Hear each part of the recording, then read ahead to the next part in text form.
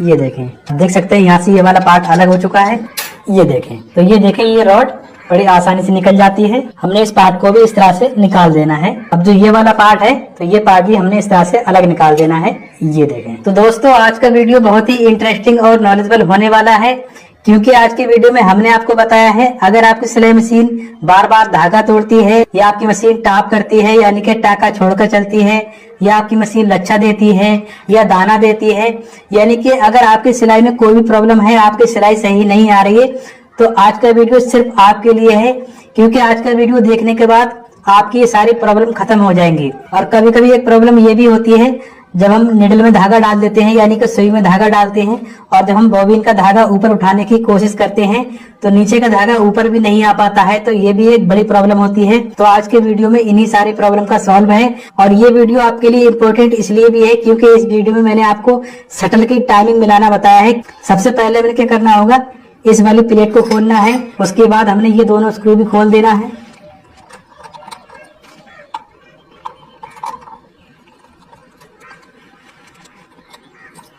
फिर हमने pressure food भी खोल देना है।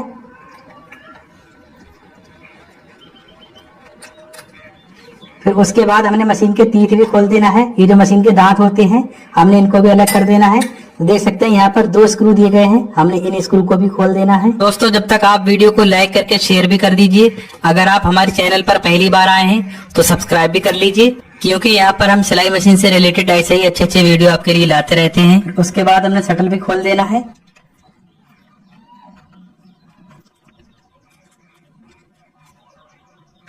ये देखें। फिर उसके बाद हमने 10-11 नंबर की चाबी लेना है और हमने 11 नंबर वाली साइड से यहाँ पर लगाना है। जो ये वाला नट दिया गया है हमने इस नट को खोलना है।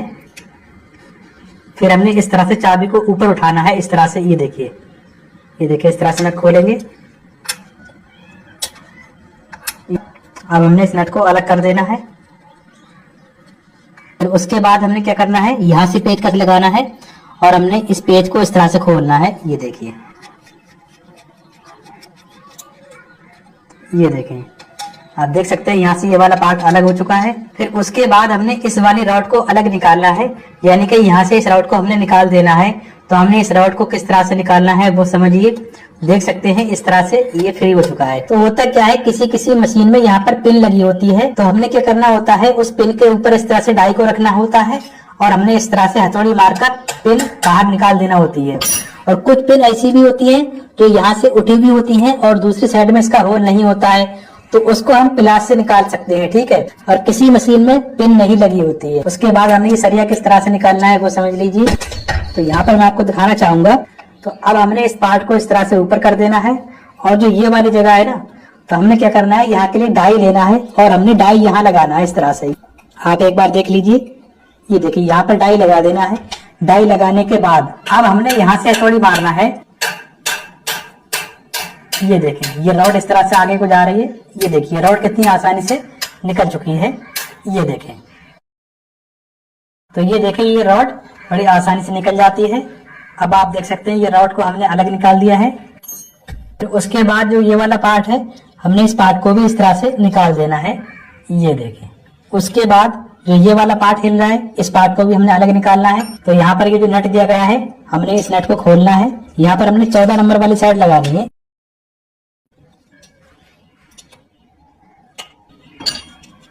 अब हमने क्या करना है, यहाँ से पेचकस लगाना है इस तरह से और हमने इस तरह से खोल देना है। ये देखिए,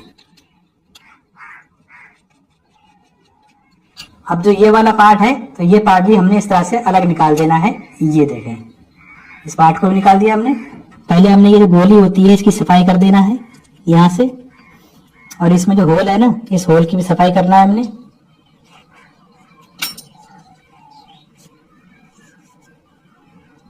तो ये पार्ट कुछ इस तरह से लगा होता है।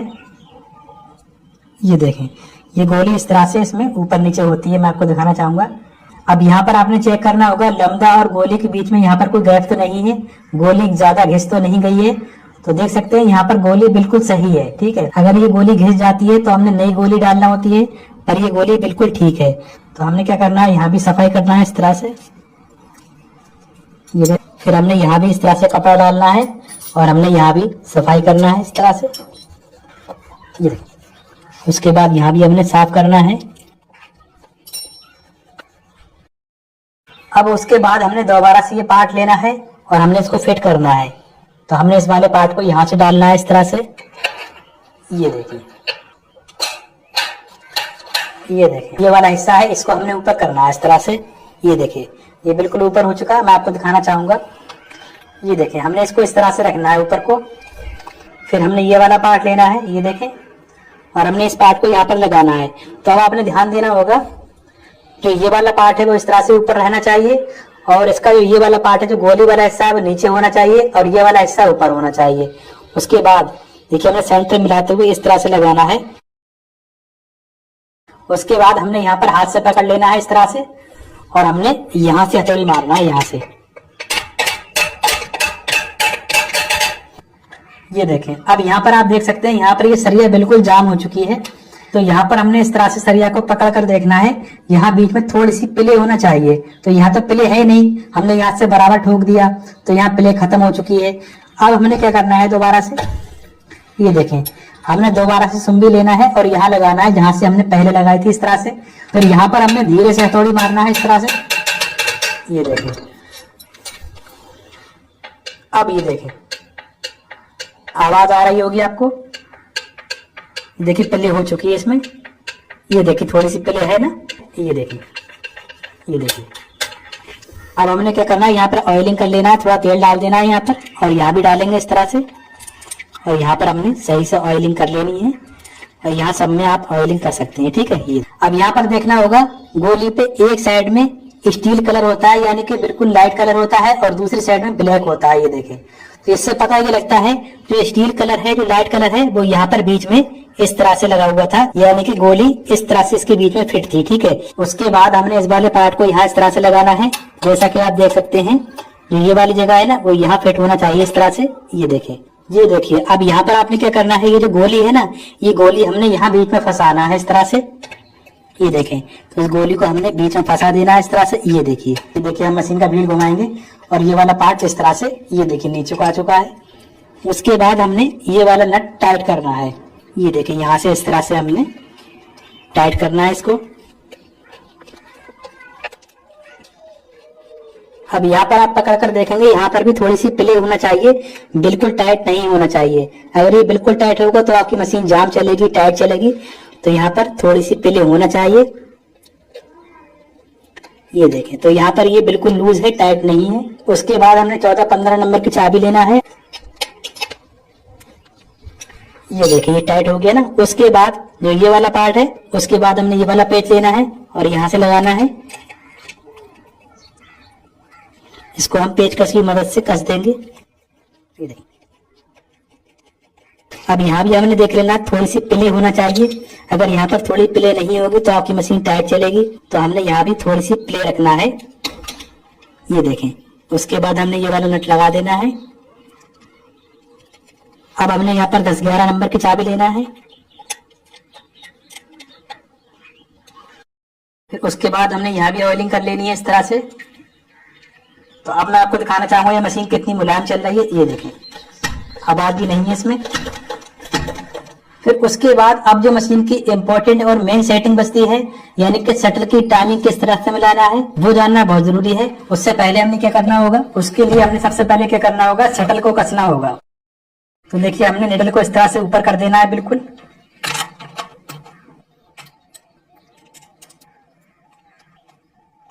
तो अब यहाँ पर आप ध्यान से देखें, तो सुई को बिल्कुल नीचे होना चाहिए, यानी कि निडल बिल्कुल नीचे होनी चाहिए। जैसे ही हम निडल को ऊपर उठाएंगे, यानी कि व्हील घुमाएंगे, तो जैसे ही हम निडल को ऊपर उठाएंगे, तो ये जो शटल की नोक आ रही है, देखें, ये शटल की नोक आई ना, तो ये काफी देरी से आगे आ रही है। ये देखें, ये जो नोक है, इसका मतलब शटल की नोक बहुत ज्यादा पीछे है, तो हमने इसको आगे लाना है, ठीक है। तो होना ये चाहिए, निडल बिल्कुल नीचे हो, और जो ये वाली किनार है, मशीन का व्हील घुमाते ही, यानी कि निडल को ऊपर उठाते ही शटल की नोक यहाँ से सामने आना चाहिए इस तरह से। ये देखें, तो हमने इसको कैसे सामने में को लाना है। तो देखिए, हमने क्या करना है, हमने इस तरह से व्हील घुमाना है और ये वाला पार्ट नीचे करना है इस तरह से। अब हमने सुम्बी लेना है और यहाँ पर सुम्बी रखना है इस तरह से, यहाँ पर रखना है इस तरह से, और हमने यहाँ पर हथौड़ी मारना है।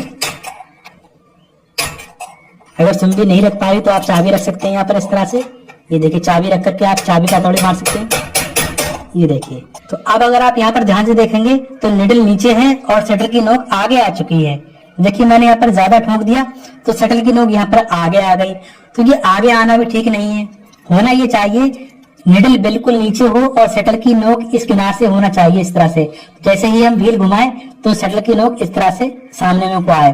तो आप देखिए निडल उठाने से पहले ही शटल की नोक सामने में को दिख रही है, इसका मतलब नोक अब ज्यादा आगे आ चुकी है, नोक को थोड़ा पीछे करना है। तो अभी जो हम ठोक रहे थे वो यहाँ से ठोक रहे थे, इस तरह से करने के बाद, क्योंकि हमने शटल की नोक आगे करना थी, पर अब थोड़ी ज्यादा आगे आ गई है तो अब हमने थोड़े पीछे करना है।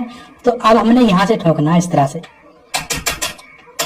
तो अब यहाँ पर आप शटल की नोक पर ध्यान से देखिए, हमने जैसे ही निडल को बिल्कुल नीचे कर दिया तो जैसे ही हम व्हील घुमाएंगे तो शटल की नोक एकदम से आगे आएगी। ये देखें, इस तरह से देख सकते हैं आप, ये देखें, ये देखें। तो इस तरह से होना चाहिए। तो यही होना चाहिए, निडल नीचे हो और शटल की नोक यहाँ से आगे भी नहीं होना चाहिए और पीछे भी नहीं होना चाहिए।